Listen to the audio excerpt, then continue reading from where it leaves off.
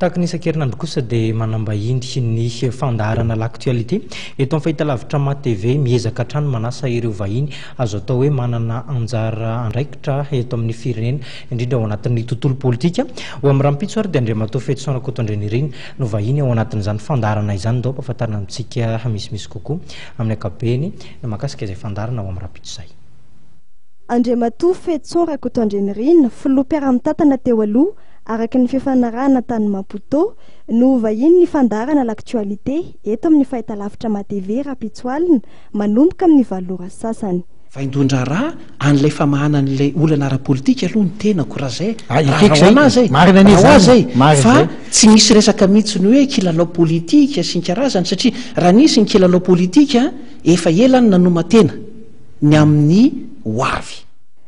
Ny raharaham-pirenena amin'ny ankapobeny sy ny sosokevitra atolotry Fetsona Kotondrenirina ho amin'izay famahana ny krizy izay no isongadina ao anatin'ny fandaharana.